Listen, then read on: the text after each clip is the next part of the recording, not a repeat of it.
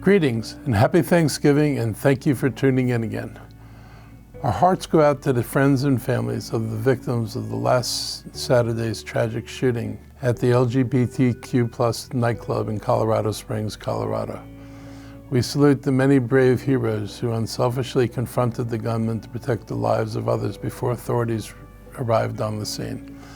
Violent attacks that target the LGBTQ+ community are unacceptable and will not be tolerated anywhere. Unfortunately, the recent rise in anti-LGBTQ+ rhetoric has fueled the sentiments of hatred and intimidation in far too many communities in our nation. We have seen this behavior manifest itself in our own county when representatives of the Proud Boys protested a drag queen story hour, as well as inflammatory anti-LGBTQ+ language on signs over our highways. These messages of hate are often the seeds for eventual violence.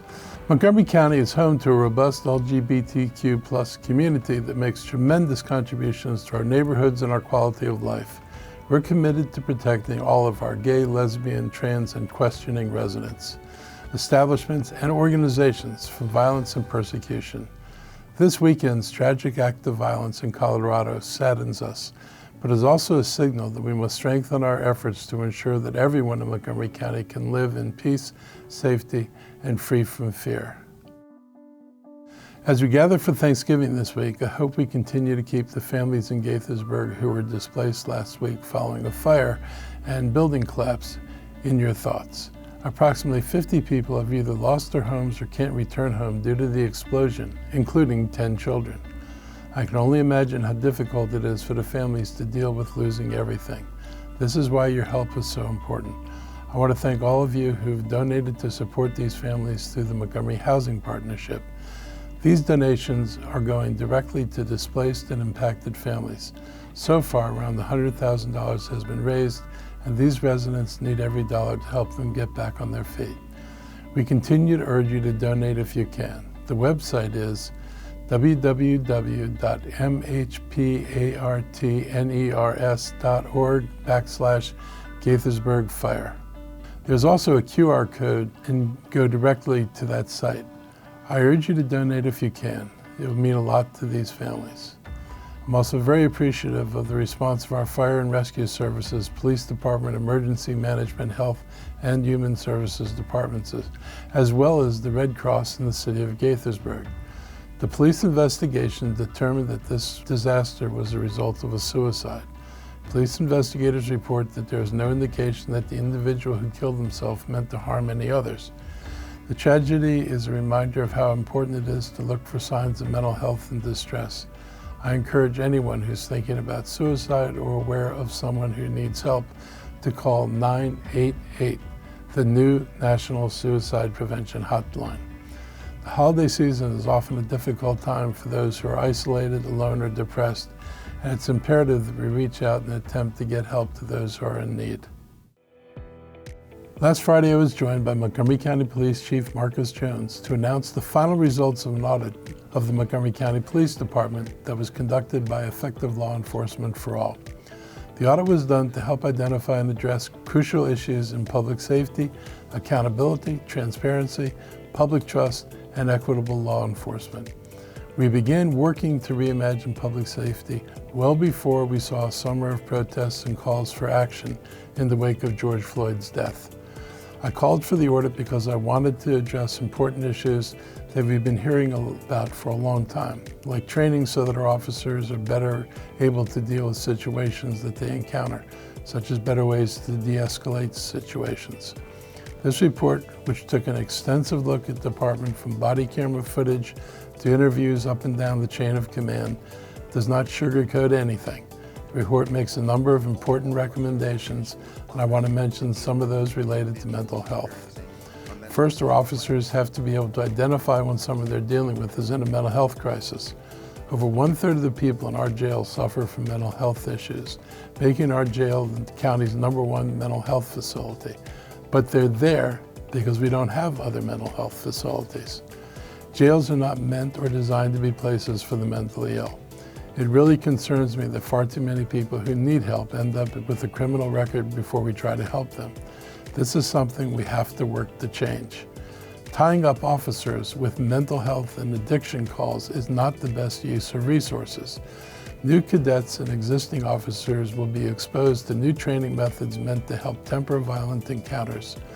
We also want to use the data we collect to identify patterns in officer behavior that can be used like red flags to prevent bias, hostility, or anger issues from impacting our community.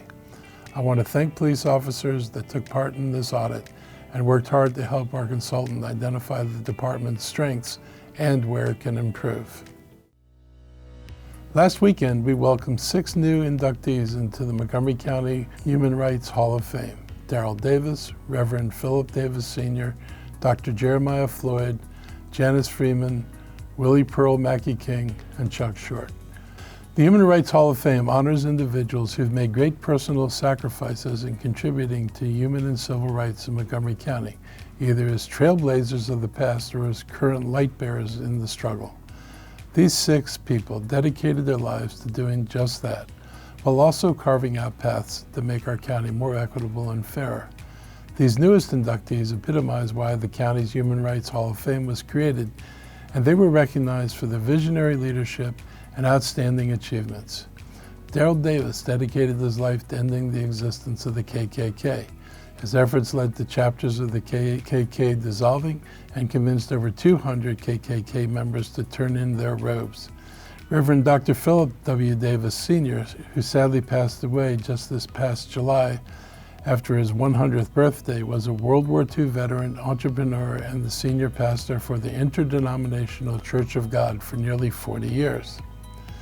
Dr. Jeremiah Floyd is currently the first vice president for the Montgomery County branch of the NAACP and a member of the Human Rights Commission. Dr. Floyd has worked for the academic success of minority students. He was the 3rd ever African American on the Board of Education and also served as the Associate Executive Director of the National School Boards Association. Janice Freeman is the co-founder, current president, and CEO of the African American Chamber of Commerce of Montgomery County.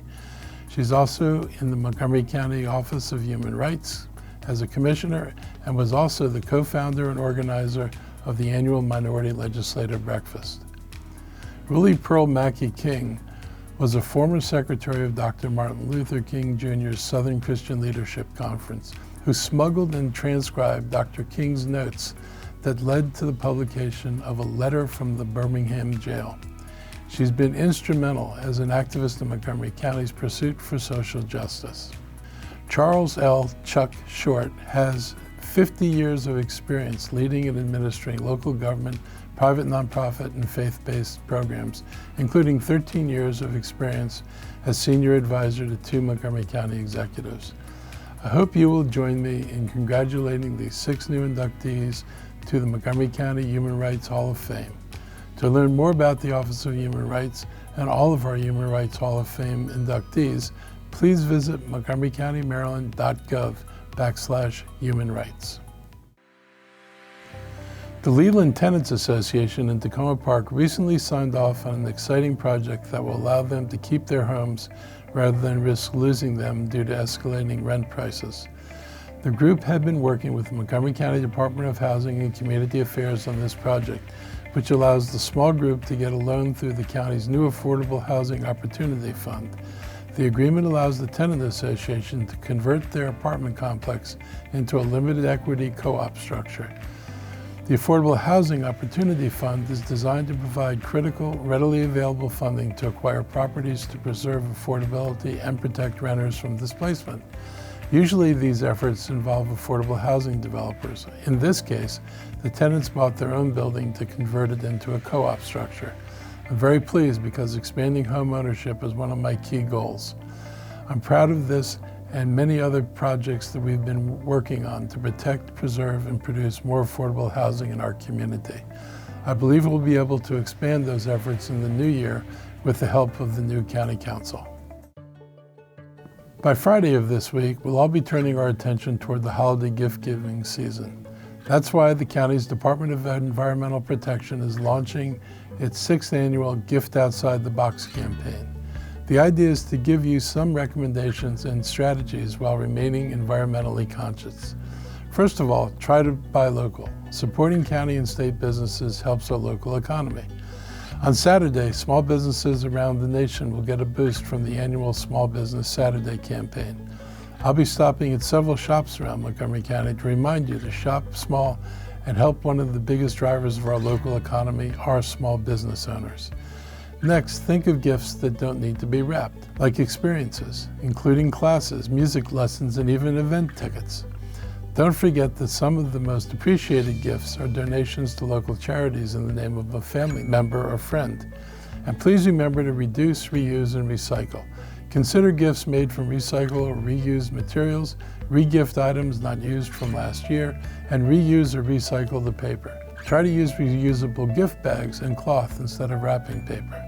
So let's all try to lessen the impact on landfills this holiday season and also support our local businesses. On Monday, December 5th at 11 a.m., the inauguration ceremony for my second term and the 20th County Council will take place at Strathmore in North Bethesda. Tickets are free to the public, but you must register online at strathmore.org and may be required to show proof of an online registration when you arrive. Later that evening, on the 5th, we'll be hosting our inauguration party at the Fillmore in Silver Spring from 7:30 to 11. This party will feature an after-dinner reception, live music, and lots of fun. Tickets are $75, and proceeds after costs will benefit the Collaboration Council in their efforts to improve the well-being of children, youth, and families in Montgomery County. We have a lot to be thankful for this year in Montgomery County. Recently, we've announced a lot of new and exciting news, from Montgomery College expanding to East County, to the University of Maryland creating the Institute for Health Computing in North Bethesda. Week after week, we're getting exciting news of businesses relocating here, expanding operations, and creating jobs. And we continue to make progress on efforts to combat climate change, create more affordable housing, as well as continue the fight for equity and social justice. We also are very thankful that we are in a very different place in terms of COVID this year, as compared to our previous two Thanksgivings. However, this year, as we gather with friends and family, we must be aware that we are currently in the middle of a tridemic as we begin to see increasing COVID rates, RSV impacting our emergency rooms, especially with our youth, and one of the worst beginnings of the flu season on record. As we begin our holiday season traditions and festivities, please continue to focus on your health and the health of your loved ones, especially the elderly, the children, and those with pre-existing health conditions. Please get your flu shot and the new bivalent booster. Remember to test yourself for COVID before getting together with others. And if you're feeling ill, stay home and away from getting others ill. By considering the health of others first and foremost, you'll be providing others plenty of reasons to be thankful for your thoughtfulness. Happy Thanksgiving.